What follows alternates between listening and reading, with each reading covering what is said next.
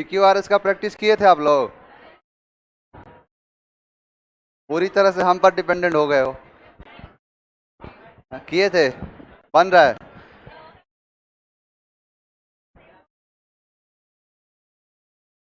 बनेगा बनेगा, धीरे धीरे बनेगा। तो एक बात बताओ, आप लोगों में से अनिल कुमार कौन है? अनिल कुमार है कोई? आया नहीं होगा। राहुल कुमार, राहुल आया है? नहीं आया। प्रमोद कुमार, खड़े हो जाओ। विशाल कुमार, अंजनी कुमार, 4416, सब गायब हैं। लालू यादव, बहुत बढ़िया। अनीश अन्नू, अनीश कौन है? रवि प्रकाश, धीरज कुमार, आदित्य कुमार, आदित्य, जरा जितने लोग खड़े हैं हाथ उठा दो। 4, चलो चलो बैठ जाओ। पूजा कुमारी, कौन है पूजा? नहीं आई।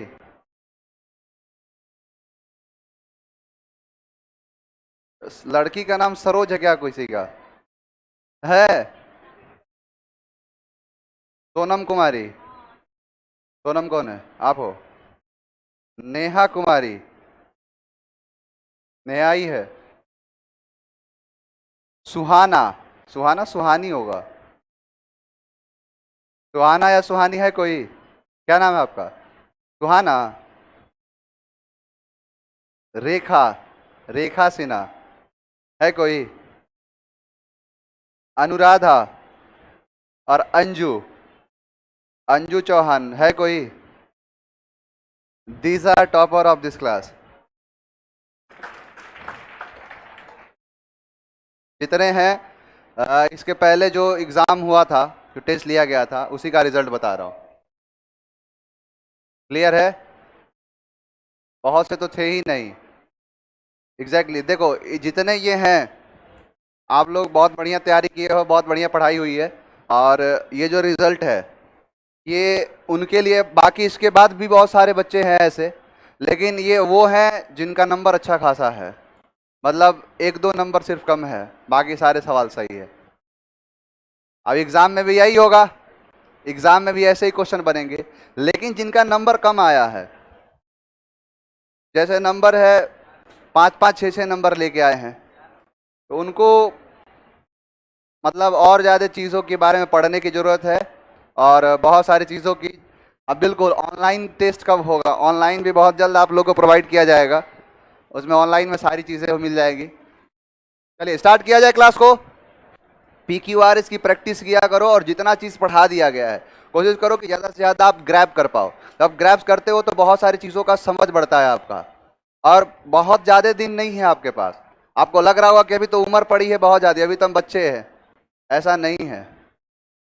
कुछ दिन के बाद हालत खराब होगी आप सबकी, नौकरी की कमी, और हर सेक्टर में कमी है, हर तरीके से कमी की जा रही है। अब तो जैसे बहुत सारे ऐसे भारत में ऐसे स्टेट में अब रोबोट्स पढ़ाना शुरू कर दिए, आपने सुना होगा न्यूज़। तो देख रहे हो बेरोजगारी किस तरीके से चरम सीमा पर जा रही है। आप लोग अगर सीरियस नहीं रहोगे तो जीवन ऐसे ही निकल जाएगा।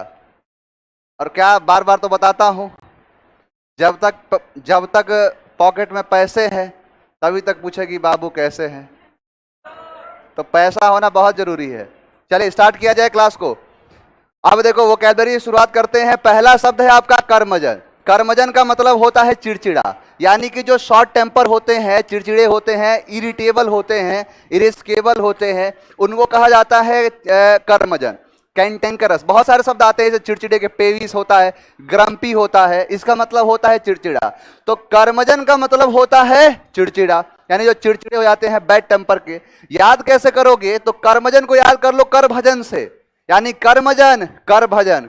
अब जैसे मान के चलो कोई लड़का है सीजीएल की तैयारी कर रहा है, एग्जाम सर पे है, नवंबर में एग्जाम दे दिया, अब लड़का पढ़े जा रहा है, घर पे जाके पढ़े जा रहा है और वहां माइक लगा के भजन शुरू कर दिया और भजन दिनों रात भजन चल रहा है, तो उससे क्या हो जाएगा? वो चिड़चिड़ा। यानी भजन कर करके क्या बना दिया? चिड़चिड़ा बना दिया, कर्मजन बना दिया। तो कर्मजन जैसे दिखेगा याद आएगा कर भजन, और भजन कर करके बना दिया है चिड़चिड़ा। नेक्स्ट देखो क्रैंकी, इसका मतलब ही होता है चिड़चिड़ा। यानी जो चिड़चिड़े होते हैं, जैसे चिड़चिड़े का मतलब नहीं होता कि थोड़ी थोड़ी बात पे जो चिड़चिड़ा हो जाए, उसे ही कहते हैं क्रैंकी। तो क्रैंकी का मतलब ही होता है चिड़चिड़ा। क्रैंकी को याद कर लो क्रैंक से, क्रैक यानी किसी का दिमाग अगर क्रैक हो गया तो क्या हो जाएगा? वो चिड़चिड़ा। यानी पेविस हो गया यानी क्रैंकी, तो क्रैंकी मतलब चिड़चिड़ा, कर्मजन मतलब चिड़चिड़ा, एक दूसरे के दोनों क्या है? सिनोनिम्स है। तो क्रैंकी चिड़चिड़ा, यानी किसी का दिमाग अगर क्रैक हो गया तो क्या हो जाएगा? चिड़चिड़ा हो जाएगा, और भजन कर करके बना दिया है चिड़चिड़ा। यहां पर देखो क्रैवन, क्रैवन का मतलब होगा डरपोक। यानी क्रैवन का मतलब होता है जो डरपोक हो, क्वाड हो, यानी कि जो बहुत ज्यादा आसानी से भयभीत हो जाए, उसे कहते हैं क्या? क्रैवन। तो क्रैवन को याद कर लो रावण से, कि रावण कैसा था? डरपोक था। याद करने के लिए, अब याद करने के लिए बता रहा हूं, यहां पे जितनी चीजें बताई जाती हैं उसका वास्तविक जीवन से कोई संबंध नहीं है। सारी चीजें, ये इस घटना के सारे पत्र एवं पत्रिकाएं सब क्या हैं? काल्पनिक हैं, इनका वास्तविक जीवन से कोई संबंध नहीं। तो क्रैवन रावण, यानी रावण कैसा था? डरपोक था। क्रैवन रावण यानी रावण डरपोक था, तो क्रैवन का मतलब हो जाएगा डरपोक। नेक्स्ट देखो आपका कर्ट, कर्ट का मतलब होता है रूखा जवाब। यानी कि जैसे किसी को नहीं होता है, कोई बात आपसे बोला और मूड आपका खराब है, रात से ही मूड खराब है, सुबह सुबह मम्मी कोई बात बोली तो नहीं होता, तीखा जवाब दे दिया, किसी अपने दोस्त को कुछ उल्टा सीधा बोल दिया, उसी को ही कहते हैं कर्ट। यानी कर्ट का मतलब हो जाएगा यानी रूखा जवाब देना। देखो यहां पर समझ में आएगा र्यूड, र्यूड मतलब नहीं हो तो किसी रूड बोल दिया, तो आप इस तरीके से बात किया कि र्यूड बिहेवियर दिख गया। तो कर्ट का मतलब क्या होता है? रूखा जवाब, यानी किसी का तीखा जवाब। तो कर्ट को याद कर लो कोर्ट से, कि जब भी कोई गलत काम करता है तो कोर्ट उसे क्या कर देता है? कर्ट कर देता है, यानी रूखा जवाब देता है उसे कि तुमने अपराध क्यों किया। अब ऐसा तो है नहीं कि अपराध करने के बाद जाओगे तो तुम्हारा स्वागत करेगा, उल्टा सीधा करेगा, दो लगाएगा भी। तो यानी कर्ट, कोर्ट, कोर्ट क्या करता है? रूखा जवाब देता है, यानी कि र्यूड जवाब, आपसे सवाल पूछेगा र्यूड जवाब देगा, तो कर्ट का मतलब क्या हो जाएगा? रूखा जवाब। नेक्स्ट देखो कर्ल, कर्ल का मतलब होता है मुड़ा हुआ। कर्ल का मतलब होता है जो ट्विस्ट, यानी जो ट्विस्ट हो, जो मुड़ा हुआ हो, उसे कहते हैं कर्ल। और इसी से शब्द बना होता है कर्ली। यानी कर्ल का मतलब होता है मुड़ा हुआ, यानी जो ट्विस्ट हो, यानी ट्विस्ट का मतलब होता है मुड़ा हुआ है, यानी जो चीजें क्या है? मुड़ी हुई हो, उसे कहते हैं कर्ल। कर्ल को याद कर लो कर्ली हेयर से, तो कर्ली हेयर क्या होता है? मुड़ा हुआ होता है, यानी कर्ली हेयर क्या होता है? मुड़ा हुआ होता है, जानबूझे कर देते हैं। तो कर्ल का मतलब क्या हो जाएगा? मुड़ा हुआ। तुम लोग का ध्यान कॉन्सेंट्रेट रहता ही नहीं है एक जगह। नेक्स्ट देखो कंसोलेशन, कंसोलेशन का मतलब होता है सांत्वना, यानी किसी को सांत्वना देना। बेसिकली इसको उस टर्म में हम यूज करते हैं, जैसे आपने सुना होगा कंसोलेशन फंड आता है।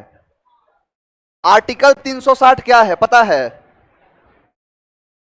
आर्टिकल 360 कॉन्टीजेंसी फंड के बारे में पढ़े हो? आपातकालीन के है, वित्तीय आपातकाल, और वो कहीं ना कहीं कॉन्टीजेंसी फंड को दिखाता है। यानी यहीं से है, देखो एक शब्द है आपका कंसोलेशन। कंसोलेशन का मतलब होता है सांत्वना। सांत्वना का मतलब होता है, देखो दो टर्म में यूज करते हैं। पहला, जैसे मान के चलो कि कोई व्यक्ति है, किसी व्यक्ति का पेपर अच्छा नहीं हुआ, उसका रिजल्ट नहीं हुआ, तो हम क्या करते हैं दोस्त? कोई बात नहीं, अगली बार ट्राई करना, बहुत प्रयास किया था, इस तरीके से आपने क्या करते हो? उसे सांत्वना देते हो, उसी को कहते हैं कंसोलेशन। या फिर मान के चलो कि किसी जगह पर आ गया, कोई बाढ़ आ गया, सूखा पड़ गया, तो सरकार जो फंड देता है, सरकार के द्वारा जो फंड मिलता है, उसे कहते हैं कंसोलेशन फंड, यानी सांत्वना लोगों। अब मान के चलो किसी किसान का खेत है, खराब हो गया, तो अब तो वापस तो लौटा नहीं सकते हैं, उसके बदले में हम उसे सांत्वना देने के लिए कुछ रुपए में मदद करते हैं, तो उसी को कहते हैं कंसोलेशन। कंसोलेशन का मतलब होता है सांत्वना। याद कैसे करोगे? तो कंसोलेशन कौन से रिलेशन, कंसोलेशन कौन से रिलेशन, यानी किसी के रिलेशन वाले होते जो सांत्वना देते हैं। मान के चलो कि आपका एग्जाम है, आज एग्जाम दिया, और आज अगर एग्जाम हो गया तो शाम को फोन आएगा, शाम को फोन आएगा कि एग्जाम कैसा हुआ। आपने बता दिया कि खराब अगर हो गया एग्जाम, या फिर रिजल्ट आ जाया और रिजल्ट आया तो आपसे रिश्तेदारों ने पूछा कि बताओ क्या हुआ, रिजल्ट हुआ, तो आपने बताया नहीं हुआ, तो उनको बुरा नहीं लगता है, सुकून मिलता है कि चलो इस बार इसका नहीं हुआ, कोई बात नहीं। मेरे वाले नालायक का तो हुआ नहीं, कोई उससे फर्क नहीं पड़ता, लेकिन सामने वाले का भी नहीं हुआ, रिश्तेदार का भी नहीं हुआ। यानी कौन से रिलेशन में होते हैं जो आपको क्या करते हैं, सांत्वना देते हैं। कहते हैं कि 4 रिश्तेदार एक साथ एक दिशा में तभी चलते हैं जब 5वां उसके कंधे पर होता है। तो रिलेशन वाले कभी किसी के साथ नहीं देते हैं। तो कॉन्सोलेशन क्या हो जाएगा, कौन सा रिलेशन, यानी कौन से रिलेशन में जो आपको कॉन्सोलेशन करते हैं, यानी सांत्वना देते हैं। सांत्वना देने का मतलब समझ गए हो ना। देखो इसीलिए इसके सिनोनिम्स में लिखा है रिलीफ, और इसी से निकलता है रिलीफ फंड। रिलीफ फंड निकाले जाते हैं। नेक्स्ट देखो, नेक्स्ट है आपका कैलिबर। कैलिबर का मतलब होता है क्षमता, कैलिबर का मतलब होता है इफिशियंसी, कैपेसिटी, इसे कहते हैं कैलिबर। एक बजाज की, एक कवासाकी की कैलिबर गाड़ी आती थी, याद है, देखे हो, अगर देखा होगा तो ये जो शब्द है कैलिबर, इसी शब्द से बनाया गया है। यानी ये जो बाइक के ऊपर जो शब्द लगाए गए, कैलिबर जो नाम दिया गया, उस कैलिबर नाम निकला है यहीं से। कैलिबर का मतलब होता है क्षमता। इसे बेसिकली जो किसान या मिडिल क्लास के जो लोग होते हैं, मिडिल क्लास फैमिली के, उनके लिए इसको डिजाइन किया गया था, इसीलिए इसका नाम रखा कैलिबर। जैसे आपने देखा होगा एक बजाज की गाड़ी आती है विक्रांत, सुने हो, तो विक्रांत नाम कैसे पड़ा। विक्रांत एक जहाज हमारा था, जब वो रिटायर्ड हुआ तो उसके सारे स्पेयर पार्ट, जितने सारे मलबे थे, उसको कंपनी बजाज ने खरीद लिया, और बजाज ने खरीद के उसके जितने मलबे थे या उसके जितने भी पार्ट्स थे, उनसे जितने भी व्हीकल्स बनाए, उनका नाम रख दिया विक्रांत, वहीं से बनाए। तो वैसे ही बहुत सारे थे। स्प्लेंडर का मतलब होता है शानदार, ग्लैमर का मतलब होता है काफी ग्लैमरस है, यानी काफी स्प्लेंडेड है। तो ऐसे जितने भी सारे शब्द बनते हैं, पैशन सुना होगा, किसी का पैशन है, तो वैसे ही जितने भी गाड़ियां बनती हैं, स्विफ्ट, गाड़ी का नाम रखा स्विफ्ट। तो स्विफ्ट, हाँ, तो स्विफ्ट क्या दिखाता है कि एक तेजी यानी गति को दिखाता है, स्विफ्टली चलती है। तो ये जो नाम निकाले जाते हैं सारे इंग्लिश के वर्ड से निकालते हैं। तो यहां पर है कैलिबर, ये निकाला गया है। तो कैलिबर का मतलब होता है क्षमता, यानी कैलिबर बाइक के पास बहुत ज्यादा क्षमता होती है। तो कैलिबर क्या हो जाएगा, बिल्कुल कैलिबर का मतलब होगा क्षमता। शिप का स्पेलिंग लिख रहा है SHEEP, इस शिप का मतलब होता है भेड़, SHIP होता है, शिप का मतलब जहाज। ये देखना कॉमन, ये आता है स्पेलिंग में, छोटे छोटे एग्जाम जो होते हैं उसमें पूछ देता है। तो शिप का मतलब भेड़ और SHIP उसका मतलब जहाज। तो कैलिबर का मतलब क्या हो जाएगा, क्षमता। नेक्स्ट देखो सर्टिट्यूड। सर्टिट्यूड का मतलब होता है निश्चितता, यानी जो चीजें होने का निश्चय हो चुका है, यानी जो चीज होगा ही होगा, उसे कहते हैं सर्टिट्यूड। तो सर्टिट्यूड का मतलब हो गया निश्चितता। यहां पर देखो सर्टिनिटी, सर्टेन समझते हो ना, सर्टेन से यही है सर्टेन, और यहां से बना है सर्टिट्यूड। सर्ट का मतलब ये होता है किसी चीज में पक्का करना, सर्टिट्यूड हो गया, सर्टेनिटी हो गया, सर्टेन हो गया। तो सर्टिट्यूड का मतलब हो गया निश्चितता। और सर्टिट्यूड को याद कर लो सर्टिफिकेट से, कि जैसे किसी व्यक्ति को सर्टिफिकेट मिल जाता है तो ये बात निश्चय हो जाता है कि हाँ ये हो गया। जैसे 12 में पढ़ने वाला लड़का है कोई, या फिर मैट्रिक का लड़का है, उसको जैसे सर्टिफिकेट मिलेगा ये बात निश्चय हो गया कि क्या हो गया, उसका रिजल्ट हो गया, यानी पास हो गया है। तो जैसे मिला सर्टिफिकेट वैसे हो गया सर्टिट्यूड, यानी निश्चितता हो गया, निश्चय हो गया, सर्टेन हो गया, तो उसे कहते हैं सर्टिट्यूड। नेक्स्ट देखो, नेक्स्ट है आपका कार्नल। कार्नल का मतलब होता है संसारिक। कार्नल का मतलब होता है जो चीजें संसारिक हो, यानी जैसे नहीं होता संसारिक मोह माया। तो संसारिक का मतलब क्या होता है कि जो पर्टेनिंग हो संसार से। जैसे यहां पर देखो कार है, कार हो गया या फिर नल हो गया, ये सब क्या है, संसारिक चीजें हैं। यानी कार और नल संसारिक चीजें। देखो इसका एक सिनोनिम्स निकलता है टेम्पोरल, CDS के एग्जाम में पूछा है इसी बार। टेम्पोरल का मतलब होता है संसारिक, और टेम्पोरल को याद कर लो, टेम्पू और रेल क्या है, संसारिक है। यहां पर कार और नल क्या है, संसारिक है, यानी संसार के मोह माया है, उसे कहते हैं संसारिक। तो यानी जितने भी कार हैं, चाहे वो BMW हो, ऑडी हो, देख रहे हो कितने लोग हैं जो इसमें से लेना चाहेंगे, सब मोह माया है। ध्यान देना, इसका पावर कुछ भी हो, चाहे ये हो, चाहे ये हो, चाहे ये हो, इसके आगे कुछ नहीं है, समझे।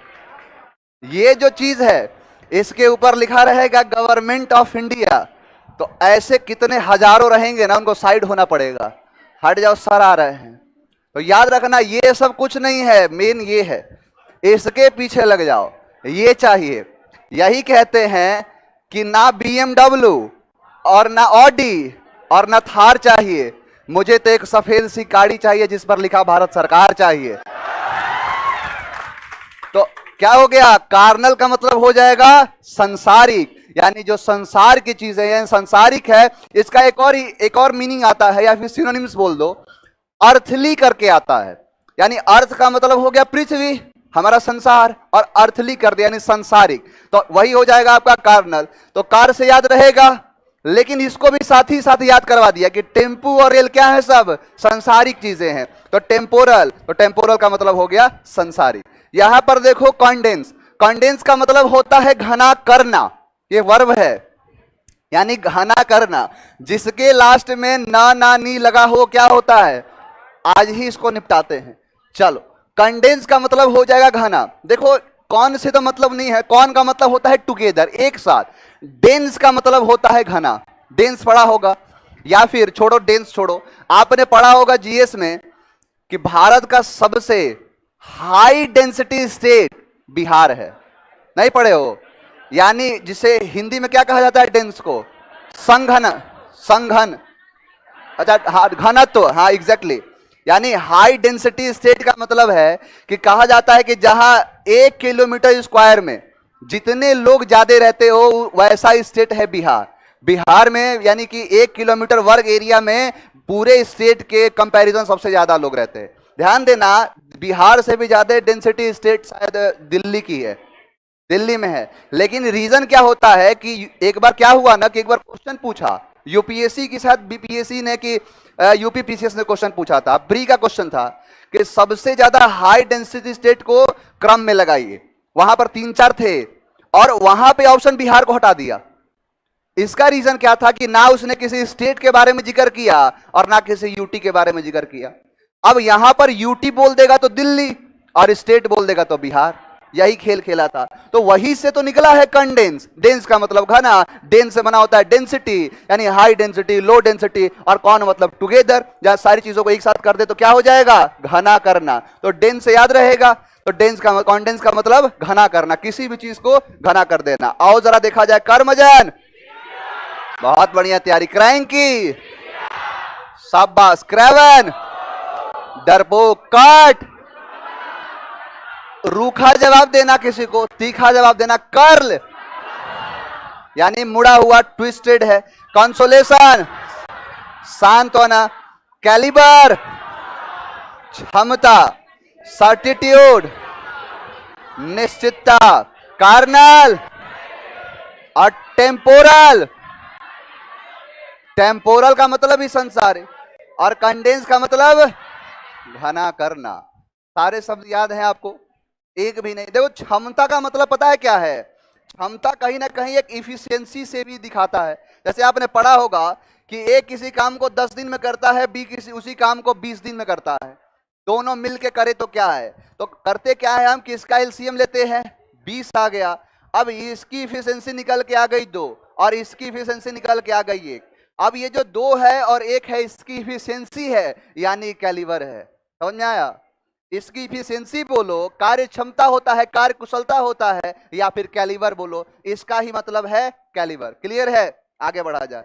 अब देखो जितने भी बच्चे हैं ध्यान से समझना, यहां से आपका बेसिक मैं बता रहा हूं कि जितने लोग नए हैं इसमें, जितने लोग नए हैं वो समझ लेना कि आज से मेरा क्लास शुरू हो रहा है, क्योंकि यहां से एक अलग चीज ही शुरुआत होगी और इसके जो लिंक बनते चले जाएंगे, नए नए ऐसे ऐसे सब्जेक्ट बनेंगे जिनका एग्जाम में काफी इंपॉर्टेंस है।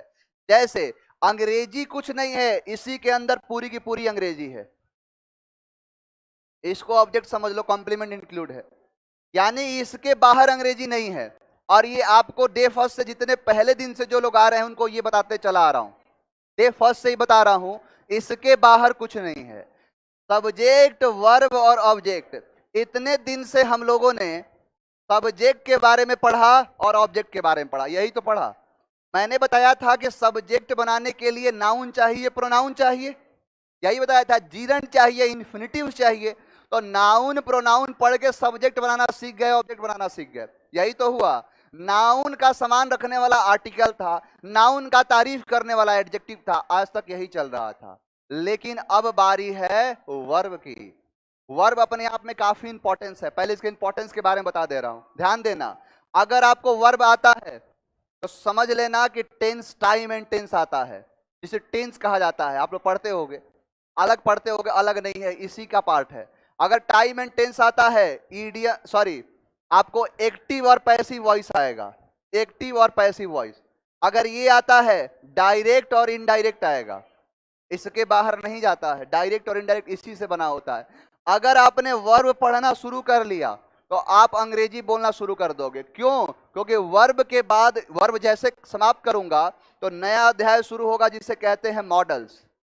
मॉडल्स, और मॉडल्स आपको इसेंस देता है स्पीकिंग का, कि आप बोलना सीखो। अंग्रेजी जो बोलते हैं मॉडल्स का इस्तेमाल करते हैं, तो यहां से आपका स्पोकन भी तैयार हो जाएगा। तो इसीलिए मैं बोल रहा हूं, जितने नए बच्चे हैं, अगर उन्होंने आज से क्लास ज्वाइन किया है तो मान के चलो आज से स्टार्ट आपका हो चुका है। लेकिन एक चीज याद रखना कि आप यहां से अगर मिस किए एक क्लास भी, तो आपका जो लिंक है वो समाप्त हो जाएगा, लिंक बनना भूल जाएगा। जैसे आज आपको अंदाजा होगा, चलिए वर्ब के बारे में पढ़ते हैं। सबसे पहले वर्ब क्या होता है, व्हाट इज वर्ब।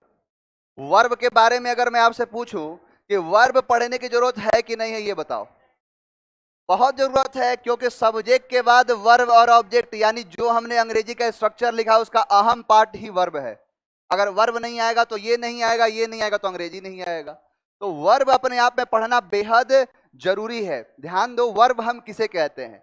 तो वर्ब के दो मीनिंग होते हैं इंग्लिश में। इसे कहते हैं, एक को डूइंग और दूसरे को कहते हैं बीइंग। यानी एक होता है करने वाला और एक होता है होने वाला, जिसे डूइंग और बीइंग कहते हैं। ध्यान देना, ये तो हो गया अंग्रेजी का। लेकिन अगर कोई बोले कि हिंदी में कैसे पहचानोगे, हिंदी में कैसे पहचानोगे कि वर्ब है कि नहीं, बहुत आसान तरीका है। जिस वर्ड के लास्ट में ना लगा हो या ना लगाने से लग जाए उसे क्या कहते हैं, वर्ब। जैसे खाना, पीना, हंसना, सोना, गाना, नहाना, खेलना, कूदना, ये सारी चीजें नहीं वर्ब हैं। रोना, हंसना, जितना है सब के सब वर्ब है। करीना, कैटरीना, चाइना, वर्ब नहीं है,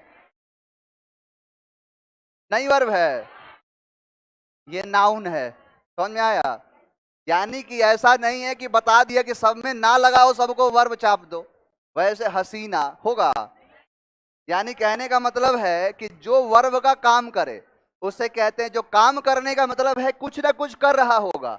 एक बात बताओ, वर्ब जो है, वर्ब को देख सकते हो कि नहीं? देख नहीं सकते हो। मान के चलो कि अगर मैं क्रिकेट खेल रहा हूं तो खेलना मेरा देख रहे हो कि नहीं? नहीं देख रहे हो। मान के चलो कि कोई, मैंने लिखा रोना, अब बताओ रोना नहीं देख सकते हो? देख सकते हैं। मान के चलो अभी रोना शुरू कर दूं तो देख नहीं लोगे? लड़का बोला सर एक प्रैक्टिकल करके दिखाइए। देखो यहां पर, तो पीटना भी तो वर्ब है। प्रैक्टिकल किसको किसको करवाना है? अब एक बात बताओ, यहां पर रोना है, क्या रोना जो होता है वो देख सकते हो? नहीं देख सकते। आंसू को देख लोगे लेकिन रोना नहीं देखोगे। नहीं, जैसे अब समझो कैसे, मान के चलो कि जितने यहां लड़के हैं, अगर मैं मान के चलो 90% ऐसे जो खुद से खाना बनाते होंगे, 99% होंगे। बिल्कुल। प्याज काटते हो, आंसू आता है? नहीं सर। अगर आता होगा, और आता होगा तो क्या उसे रोना कहोगे? मान के चलो कि किसी के फ्यूनरल पे गए, कोई व्यक्ति मर गया, अब आप गए, दो चार दोस्तों को साथ में चले गए, चलो घूम के आते हैं, देख लेते हैं, अंतिम विदाई दे देते हैं। वहां पर गए आप, और जाने के बाद आपने क्या देखा कि एक व्यक्ति है पूरा रो के बिजड़ के, माने जैसे मन करे वैसे रो रहा है, अपने आप को तोड़ ताड़ कपड़ा वपड़ा फाड़ लिया है, पूरा रो रहा है वो। और दूसरा एक व्यक्ति है चुपचाप कोने में खड़ा है, आपने उसको देख के क्या बोला? अंदर से रो रहा है।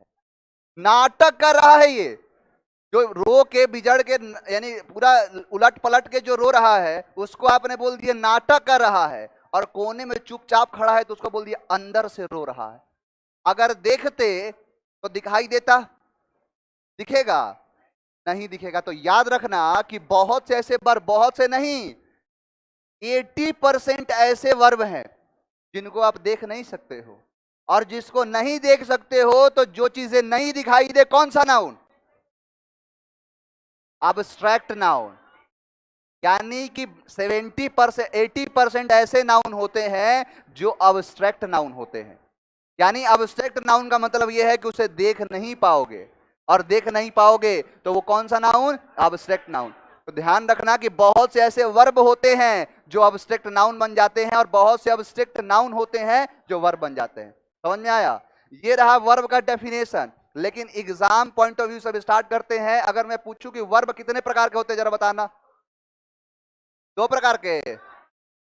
वर्ब टोटल होते हैं 5 प्रकार के।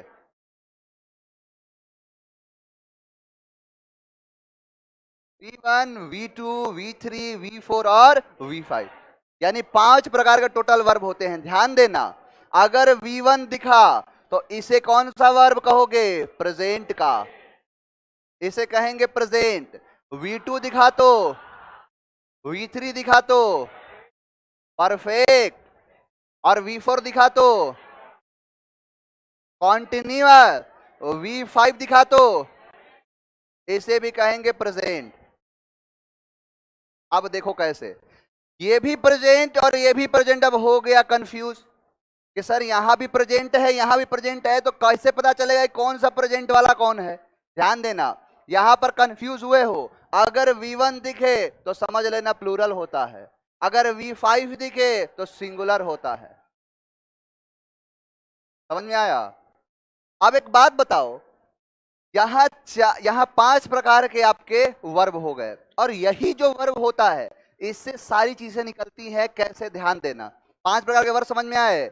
V1 को कहते हैं प्रेजेंट, और V5 को भी कहते हैं प्रेजेंट, लेकिन बेसिक फर्क क्या है कि यहां पर प्लूरल होता है V1 और V5 क्या होता है? सिंगुलर। जैसे यहां पर देखो गो, तो गो यहां पर क्या है? V1, और यहां कर दिया मैंने गोज, तो क्या हो जाएगा? V5। समझ में आया? यानी गो होता है प्लूरल और गोज होता है सिंगुलर। ये तो बताया था नाउन में भी ना, कि किसी भी नाउन में आप एस और यस लगाओगे तो बन जाएगा प्लूरल, और किसी भी वर्ब में एस और यस लगाओगे तो बन जाएगा सिंगुलर। ये तो बताने की जरूरत है नहीं।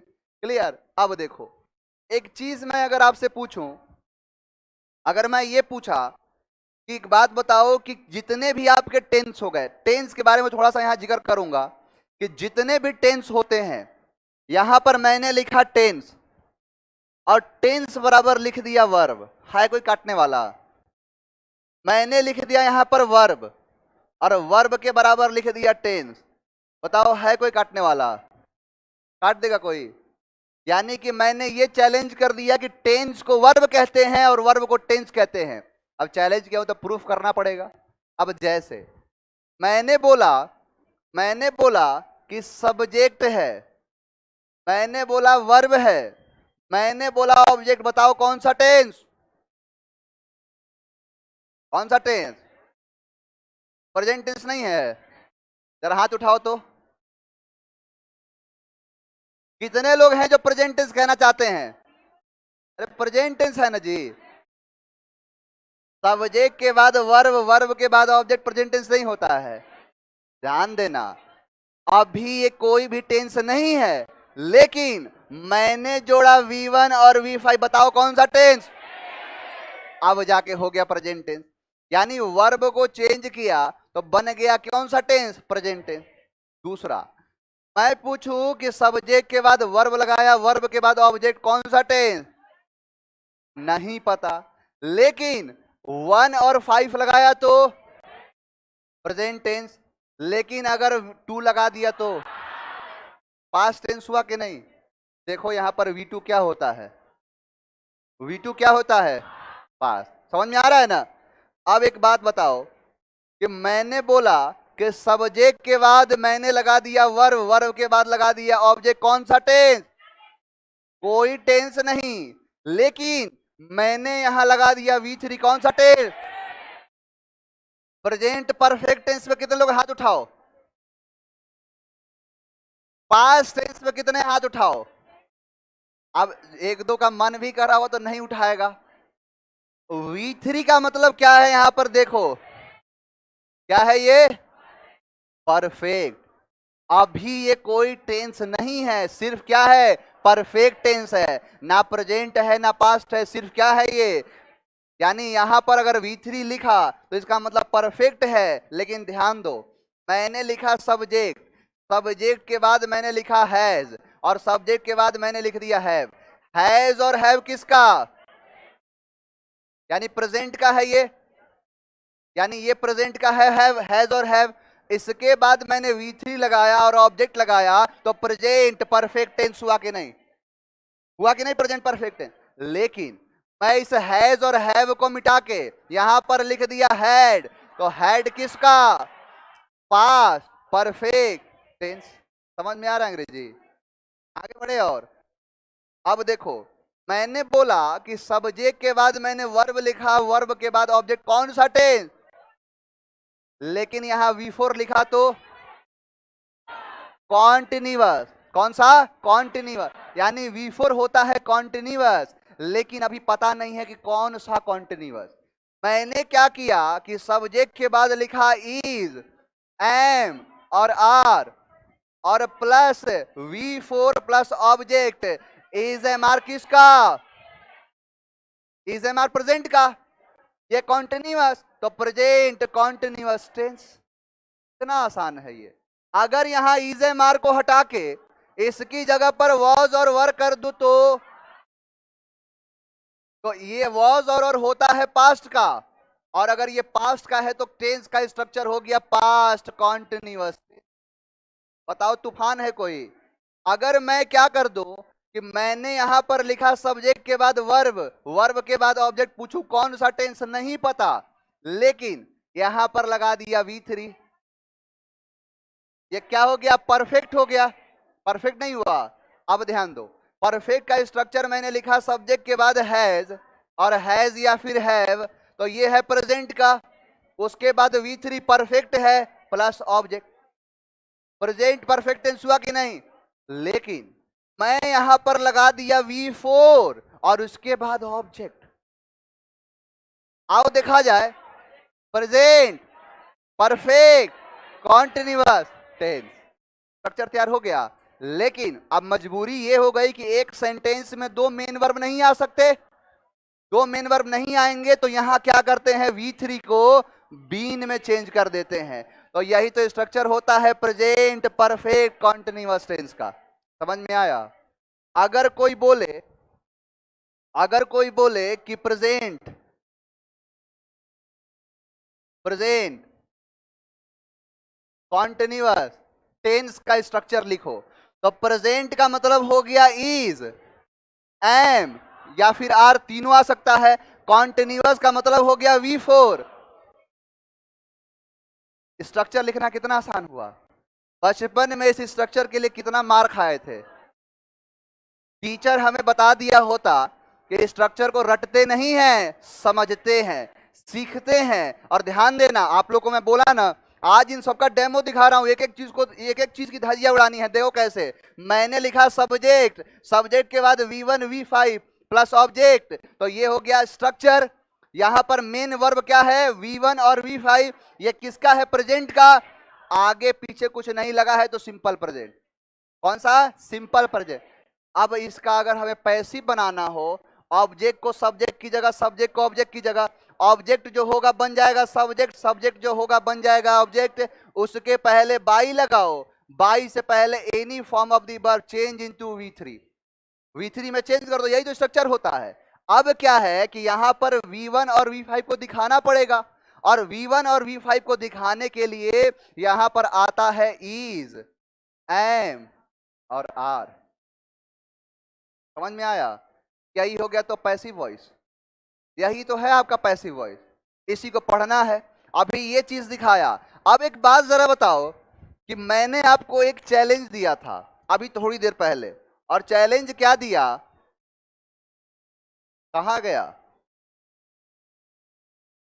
ये था tense is equal to verb और verb is equal to tense.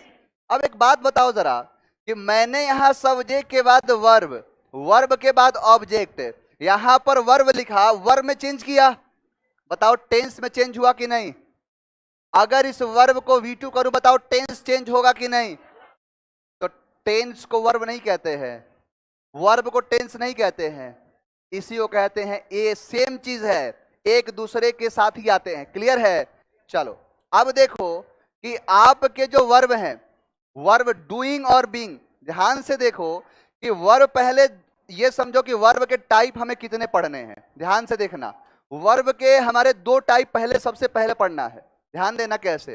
Verb का जो सबसे पहला टॉपिक है उसमें समझ लो रेगुलर के बारे में, रेगुलर वर्ब, और दूसरा होता है इरेगुलर वर्ब।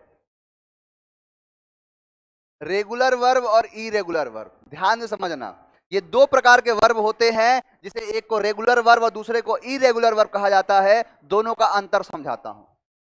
यहां पर मैंने लिखा रेगुलर वर्ब, ध्यान देना, आपको प्रॉब्लम आएगी वर्ब, यानी देखो 5 प्रकार बताया ना, V1 V2 और V3, यही मेन आपको प्रॉब्लम करेगा। जो चौथा और पांचवा है V4 और V5, ये बहुत ही भोला भाला है। V4 क्या कहता है कि किसी भी V1 के साथ ING जोड़ दोगे बराबर मैं V4 हो जाऊंगा। V5 क्या कहता है कि किसी भी V1 के साथ S और ES जोड़ दोगे तो मैं V5 हो जाऊंगा। तो बताओ कि ये आपको परेशान किया, लेकिन परेशान करेगा ये। और V1 को प्रेजेंट, V2 को पास्ट और V3 को परफेक्ट कहते हैं, यही चीज है। अब देखो, अब मैंने V1 V2 V3 के बारे में जो आपको बताया उसको समझो। रेगुलर वर्ब क्या कहता है कि यहां पर V1 V2 और V3, ये जो तीनों के तीनों वर्ब के फॉर्म है, अगर इन तीनों वर्ब का जो फॉर्म है, अगर वो तीनों वर्ब का फॉर्म है, अगर उसके अंदर किसी भी प्रकार का क्या हो जाए, परिवर्तन, यानी जैसे मैंने बोला कि अगर तीनों वर्ब का फॉर्म अलग अलग है, जैसे मैंने लिखा गो, वेंट और गॉन। एक बात बताओ, गो का वेंट से कोई मतलब है? वेंट का गो से मतलब है? गॉन का वेंट से मतलब है? वेंट का गॉन से मतलब है? बताओ तीनों के तीनों फॉर्म अलग अलग है कि नहीं? तो जब तीनों फॉर्म अलग हो, यानी V2 V3 और V1 अलग हो, उसे कहते हैं रेगुलर वर्ब। समझ में आया? लेकिन इरेगुलर वर्ब क्या कहता है कि तीनों का फॉर्म एक जैसा हो। एक जैसा मतलब क्या है? Cut cut cut. ये है V1, ये है V2 और ये है V3। अब बताओ कि इसका फॉर्म पता चल रहा है? इसका फॉर्म पता ही नहीं चला कि कौन है V1, कौन है V2, कौन है V3। तो इसे कहते हैं इरेगुलर वर्ब। रेगुलर और इरेगुलर समझ में आया? जैसे दिखाता हूं, यहां पर देखो, यहां पर है अराइज, अरोज और अरीजन, यानी तीनों का तीनों फॉर्म अलग अलग है। अराइज, अरोज और अरीजन, यानी तीनों का फॉर्म जब अलग है, जैसे मान के चलो कि आप अगर रेगुलर स्कूल में जाओगे, बचपन में क्या होता था, स्कूल जाते थे पढ़ने, और स्कूल पढ़ने जाते थे, बहुत से ऐसे थे जो LKG UKG पहली क्लास में 3 साल पढ़ा। नहीं होता है कि एक ही साथ, चाहे मान के चलो ग्रेजुएशन कर रहा है, BA कर रहा है, और पिछले 3 साल से कर रहा है, एक जैसा ही है, यानी पिछले 3 साल में एक ही क्लास में बैठ रहा है, एक ही टीचर से पढ़ रहा है, और 3 साल निकल गए, तो इसका मतलब है कि रेगुलर जाता है कि इरेगुलर जाता है? अगर रेगुलर जाता तो अलग अलग आज सेकेंड ईयर, थर्ड ईयर ऐसे होता, लेकिन एक ही चीज, यानी क्या कर रहा है, इरेगुलर जा रहा है, तो सेम चीज हो रहा है, एक ही जैसा है, तो अगर सेम हो जाए तो क्या हो जाता है, इरेगुलर। समझ में आया? इसका मेन प्रॉब्लम क्या है कि ये पता ही नहीं चलता है कि कौन V1 है, कौन V2 है, कौन V3 है। अराइज, अरोज, अरिजन, कोई दिक्कत नहीं। अगर मैं इन तीनों में से, ध्यान से देखो कि यहां एक शब्द लिख रहा हूं, बताओ ये V1 है, V2 है, V3 है? पता चल गया। यहां पर हाइड, हिड, हिडन है, मैंने लिखा, बताओ कौन सा, पता चल गया ना।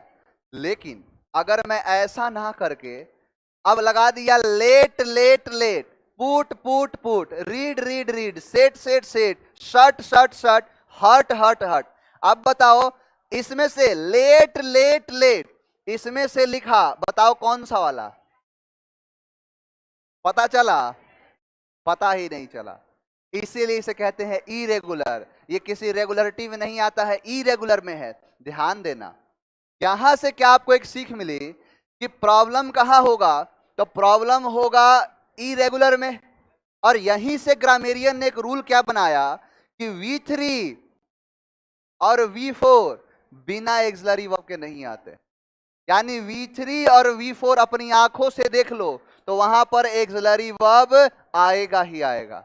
अब बात आ गई कि एक्सिलरी वर्ब क्या होता है, आई ना दिमाग में कि सर एक्सिलरी वर्ब हम किसे कहते हैं? तो ध्यान देना, एक्सिलरी वर्ब तीन प्रकार के, एक को कहते हैं प्रिंसिपल एक्सिलरी, एक को कहते हैं मॉडल एक्सिलरी, और तीसरे को कहते हैं सेमी मॉडल्स।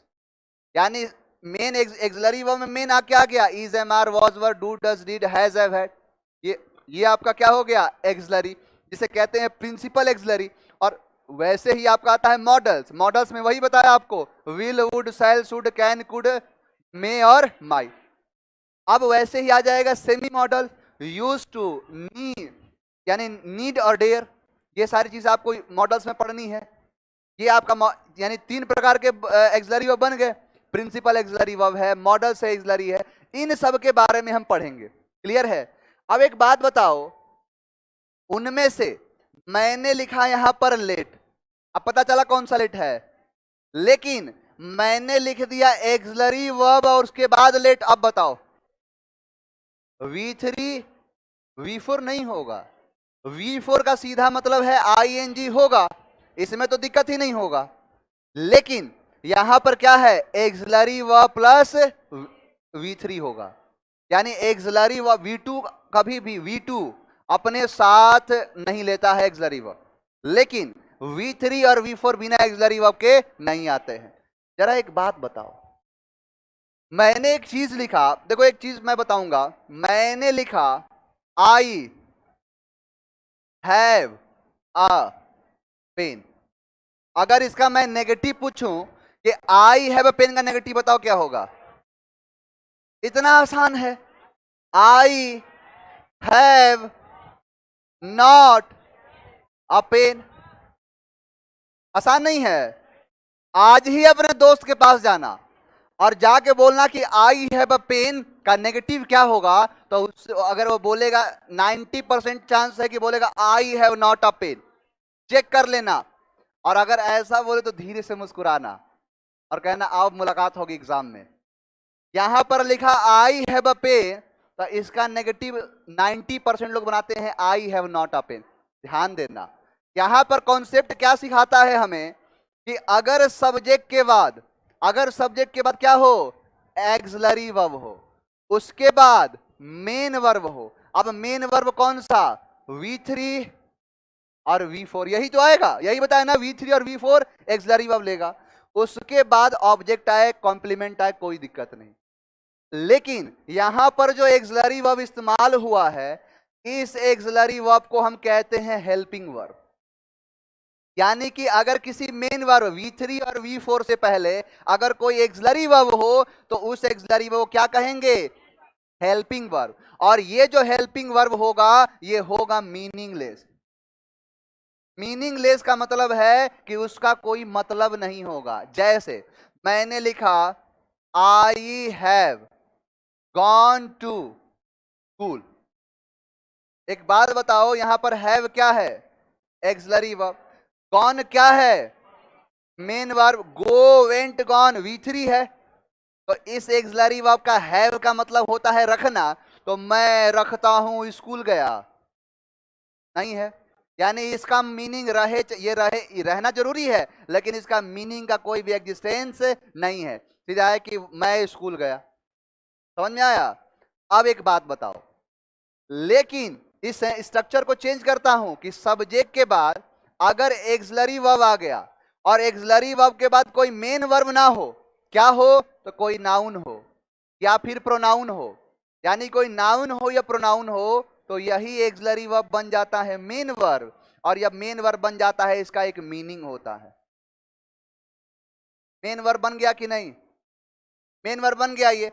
यानी यहीं से कॉन्सेप्ट क्या निकला कि यहां पर लिखा मैंने आई हैव अ पेन, यहां पर अगर आपने बोला कि ये एक एक्सलरी वर्ब है और इस एक्सलरी वर्ब के बाद देखो पेन एक नाउन है कि नहीं, तो अगर नाउन है तो ये एक्सलरी वर्ब क्या बनेगा? मेन वर्ब बनेगा। और मेन वर्ब बनेगा तो इसका एक मीनिंग होगा, और इसका मीनिंग है रखना। मैं पेन, मेरे पास एक कलम है, आई हैव अ पेन। अब देखो यहां पर क्या है, ये यहां पर है ये V1, V1 है। मैं लिखा आई गो टू स्कूल। अब देखो आई सब्जेक्ट दोनों मिलकर क्या है? सब्जेक्ट। यहां पर है ये V1 और यहां पर ये है V1, ये क्या है? वर्ब।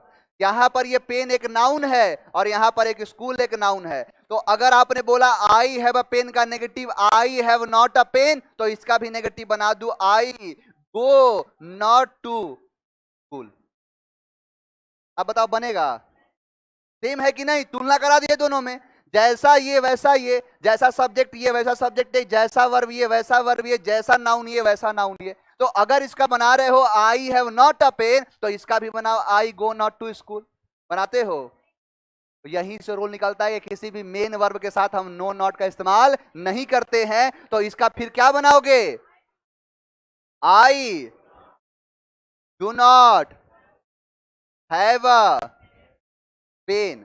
तो इसका भी फिर मीनिंग बनेगा I do not have a pen. समझ में आया? यानी I do not have a pen, और मैंने क्या बोला कि आज ही जाके अपने दोस्त से चर्चा कर लेना और देखना इसका नेगेटिव क्या बनाता है, I have not a pen. यही अपभ्रंश है। यहां तक समझ में आया? अब देखो कि आपके दिमाग में चल रहा होगा कि सर कुछ तो ऐसे, जैसे मैंने लिखा यहां पर हैव, तो कुछ जगह हैव बन जा रहा है एक्सलरी वर्ब और कुछ जगह बन जा रहा है मेन वर्ब। इन दोनों से पर्दाफाश कर दीजिए, कब एक्सलरी वर्ब है कब मेन वर्ब है। तो सबसे पहले समझ लो, यहां बताओ रेगुलर वर्ब और इरेगुलर वर्ब समझ में आ गया। अब देखो वर्ब का दूसरा टॉपिक है एक्सलरी वर्ब का, कि एक्सलरी वर्ब कितने प्रकार के? तो is, am, are, was, were, do, does, did, has, have, had, इसे कहते हैं प्रिंसिपल एक्सलरी वर्ब। नोट करो जल्दी से।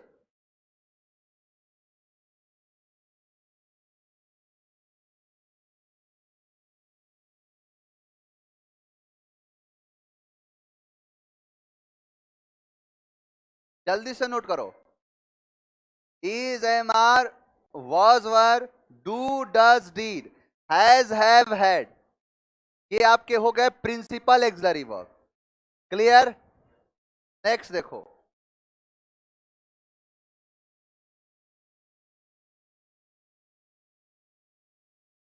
जल्दी जल्दी पेन चलाओ, ये तो याद होना चाहिए आपको। Is, am, are, was, were, do, does, did, has, have, had, normal है, लॉलीपॉप है सब। यहां देखो, इसे कहते हैं modal auxiliary verb. Will, would, shall, should, can, could, may, might, must और टू, ये आपके क्या है? Model auxiliary verb. इन सबको पढ़ना है, एक एक की धज्जियां उड़ानी है।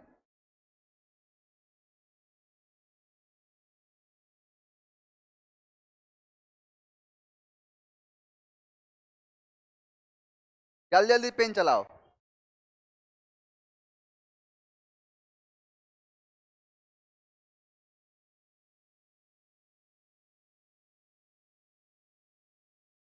टोटल 24 होते हैं ये। हो गया। लास्ट है आपका सेमी मॉडल्स।